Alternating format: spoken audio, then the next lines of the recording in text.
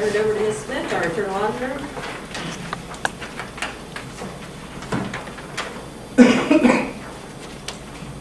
Okay, for today we are requesting the release of 2 audit reports.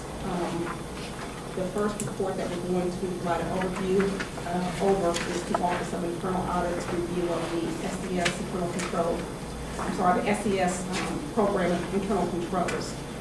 That overview will be provided by Tom Clark, our internal audit manager. And afterwards, we'll be happy to answer any questions that the committee members and board members may have. After that, we will go into the overview of the follow-up to the Sodexo food service compliance review that we did last year. That overview will be provided by Leon Brown, Internal Audit Senior. Once again, after Mr. Brown gives his overview, we'll be happy to entertain any questions that the committee members or board members may have. I do want to thank the SES staff for their cooperation during the review. They had a lot going on, but they've always, found the time to answer our questions, and we do appreciate that. And I also want to thank Mr. Brown. He had a lot going on. We were trying to do our follow-up review of food service. So we do appreciate the cooperation that we received from the district staff. With that, thank you. The review report is in your packets. What it was an objective. The objective of the review was to see if the internal controls were appropriate and generally effective to handle the operations for the SES office. And the opinion of the internal audit board was the board that the controls were effective and appropriate to administer the program. So we didn't really have a problem. It was well done. We did come up with recommendations, and we did find some errors that we immediately brought to their attention in the invoice calculation errors. There was 10 report recommendations, and we covered in general the changing the monitoring program to a risk-based monitoring program. The providers are the tutor providers, and the SES office visits their offices to see how they operate.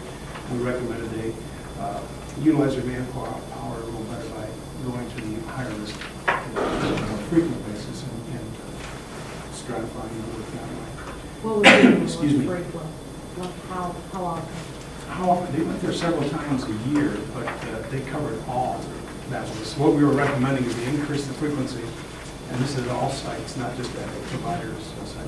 Increase the frequency for the higher error rate ones, the ones that have more difficulty processing invoices. So I do not know what they'll end up with, but they're going to alter their schedule. We agreed and thought it was a good idea. I'm sorry, Mr. Clark. So your definition of your definition of, I wrote down higher risk, those that had challenges. Yes. How we broke that down is we looked at the difficulty that we had processing the invoice, meaning questions we had to go back to the provider for, ask for more information, or reject an item. So those that had the higher frequency of rejected invoices, we categorized as the higher risk providers. That's how we did that. We asked also that the 3 business managers, the SES department coordinators, get involved in the invoice review just for more knowledge. They can bring the business knowledge to the invoices and help out in that process. Again, to speed up their efficiency and business knowledge management. We asked them to create an invoice audit checklist which would allow consistency as they reviewed the invoices to make sure all the regular steps were performed, the important steps were performed. They weren't not being performed, say it that way. We just thought this would make it easier to ensure a consistent approach. We asked that the procedures, which they're continually updating as they find more efficient procedures, we just asked that they do quick update to the written procedures when they do changes rather than manual update. So do the procedure updates more frequently. We asked that they restructure their filing system in conjunction with moving their offices and consolidating them into a single district office, which the restructuring was to get the files in a more friendly manner for their invoice review and retrieval of data. So that is some of the report. We did find a couple of errors and we notified them about. They went back and collected the cash when they found it. For example, we found an invoice for a student who was actually paid when the student it said it was absent, the student wasn't there, we paid $99 to that provider for that event. It was a big invoice, and then got, we had 7 other examples of that wasn't collecting money. So we did not have a high error rate in our samples. With that, I'd like to take the questions. So what was the total monetary value of those findings? Of the invoices that we were looking at? Yeah. We found that they were less than $500 of theirs. There's 7 documents inside the invoices. There were hundreds of documents inside these invoices.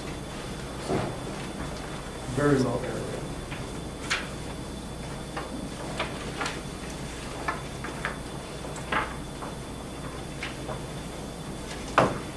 I can give you the exact statistics if you want. I can provide them. If you have them handy, that's fine. We can do that after.